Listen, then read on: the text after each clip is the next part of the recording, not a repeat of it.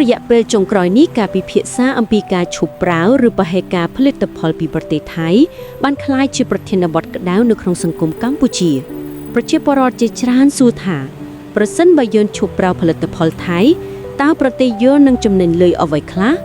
តើមានផលប្រយោជន៍សេដ្ឋកិច្ចឬសង្គមយ៉ាងដូចម្តេចសូមមកវិភាគជាមួយខ្ញុំចាប់ពីចំណុចសំខាន់ៗបន្ទាប់ទៅនេះចំណុចទី1ការលើកកម្ពស់ផលិតផលក្នុងស្រុកប្រសិនបើយើងឈប់ប្រើផលិតផលថៃយើងនឹងបង្ខំឲ្យទីផ្សារកម្ពុជាចាប់ផ្ដើមស្វែងរកផលិតផលចំនួនក្នុងស្រុកក្រុមហ៊ុនខ្មែរអ្នកផលិតនិងសហគ្រាសតូចៗនឹងទទួលបានឱកាសធំក្នុងការផលិតនិងលក់ផលិតផលផ្ទាល់ខ្លួននេះនឹងជួយបង្កើតការងារបង្កើនប្រាក់ចំណូលក្នុងស្រុកនិងធ្វើឲ្យសេដ្ឋកិច្ចកម្ពុជាមានភាពឯករាជ្យជាងមុនឧទាហរណ៍ដូចជាផលិតផលបន្លែផ្លែឈើទឹកដោះគោកាហ្វេសាប៊ូស៊ុបសាប៊ូឬសម្ភារៈកៅប្រាប្រចាំថ្ងៃអាចផលិតដោយជើងដៃខ្មែរពេលមនុស្សប្រើផលិតផលខ្មែរចំណេញនឹងនៅក្នុងប្រទេសយើងមិនហូរចេញទៅក្រៅទៀតទេ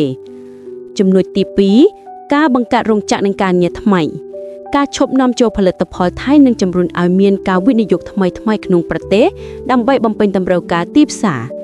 វាអាចនាំឲ្យមានរោងចក្រផលិតផលចំនួនដូចជារោងចក្រផលិតអាហារសម្លៀកបំពាក់ឬផលិតផលប្រើប្រាស់ក្នុងផ្ទះពេលរោងចក្របង្កើតឡើងនោះមានន័យថាការងារថ្មីៗនឹងកើតមានជាច្រើនពលករកម្ពុជាមិនចាំបាច់ទៅរកការងារនៅក្រៅប្រទេសទៀតទេនេះជាផ្លូវមួយនាំឲ្យសង្គមមានស្ថិរភាពនិងជីវភាពប្រជាពលរដ្ឋកើនឡើងចំណុចទី3ការរក្សាប្រាក់ក្នុងប្រទេសបច្ចុប្បន្នកម្ពុជានាំចូលផលិតផលថៃរាប់ពាន់លានដុល្លារក្នុងមួយឆ្នាំបើឈប់នាំចូលឬកាត់បន្ថយការប្រើផលិតផលថៃនោះប្រាក់ដែលធ្លាប់ហូរចេញទៅប្រទេសថៃនឹងត្រូវរក្សាទុកនៅក្នុងប្រទេសយើងប្រាក់នេះអាចប្រើសម្រាប់អភិវឌ្ឍវិស័យសំខាន់ៗដូចជាសុខាភិបាលអប់រំសំណង់ឬកសិកម្មឧទាហរណ៍ប្រាក់ដែលយើងមិនចាយទិញស៊ុបថៃអាចយកទៅជួយកសិករខ្មែរផលិតស៊ុបខ្មែរផ្ទាល់ខ្លួនវាជាវិធីបង្កើតសេដ្ឋកិច្ចស្មារភាពនិងបូកបញ្ចូលគ្នាចំណុចទី4ការលើកកម្ពស់កសិកម្មនិងផលិតផលធម្មជាតិថៃជាប្រទេសដែលផ្គត់ផ្គង់ផលិតផលច្រើនទៅកម្ពុជាដូចជាអង្ករបន្លែទឹកជ្រោះនិងផលិតផលចម្អិនអាហារបើកម្ពុជាបញ្ឈប់ការនាំចូលទាំងនេះវានឹងជំរុញឲ្យកសិករខ្មែរផលិតច្រើនឡើងមានទីផ្សារជាក់លាក់និងទទួលបានតម្លៃល្អជាងមុនវាជាការលើកទឹកចិត្តឲ្យកសិករចូលរួមបន្តិចម្ដង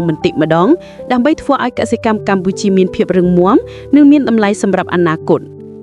ចំណុចទី5ការអភិវឌ្ឍឧស្សាហកម្មជាតិថៃមានឧស្សាហកម្មខ្លាំងណាស់ហើយកម្ពុជាយើងអាចយកឧទាហរណ៍ពីពួកគេដើម្បីបង្កើតឧស្សាហកម្មជាតិផ្ទាល់ខ្លួនការឈប់ពឹងផលិតផលថៃអាចជាជំហានដំបូងសម្រាប់ការចាប់ផ្ដើមគម្រោងឧស្សាហកម្មស្របតាមស្តង់ដារអាស៊ានពេលឧស្សាហកម្មខ្មែររីកចម្រើនវានឹងបង្កើតផលិតផលមានគុណភាពនិងអាចនាំចេញទៅប្រទេសជិតខាងវិញផងដែរចំណុចទី6ការរក្សាផលប្រយោជន៍ជាតិនិងអធិបតេយ្យសេដ្ឋកិច្ចក្នុងពេលមានវិវាទឬភាពតានតឹងនយោបាយជាមួយប្រទេសជិតខាងការពឹងលើផលិតផលរបស់ពួកគេធ្វើឲ្យប្រទេសយើងងាយត្រូវគេគ្រប់គ្រងតាមផ្លូវសេដ្ឋកិច្ចបើកម្ពុជាអាចផលិតផលសម្រាប់ប្រើប្រាស់ផ្ទាល់ខ្លួនបាននោះយើងនឹងកាន់តែមានអធិបតេយ្យនិងភាពឯករាជ្យក្នុងការគ្រប់គ្រងប្រទេសចំណុចទី7ការកសាងស្មារតីនិយមជាតិនិងស្នេហាជាតិពេលប្រជាជនជ្រើសរើសប្រើផលិតផលខ្មែរវាជាការបង្ហាញពីស្នេហាជាតិនិងការគាំទ្រពលករខ្មែរវាបង្ហាញថាយើងជឿជាក់លើសមត្ថភាពខ្លួនឯងការប្រើផលិតផលក្នុងស្រុកក៏ជាផ្លូវមួយបង្ហាញពីភាពសហការរវាងប្រជាពលរដ្ឋនិងអ្នកផលិតខ្មែរសរុបចុងក្រោយការឈប់ប្រើផលិតផលថៃមិនមែនជារឿងងាយទេប៉ុន្តែបើធ្វើបានវាជាផ្នែកសំខាន់នាំឲ្យកម្ពុជាមានអត្ថប្រយោជន៍ជាច្រើនដូចជាការរីកចម្រើនសេដ្ឋកិច្ចក្នុងស្រុក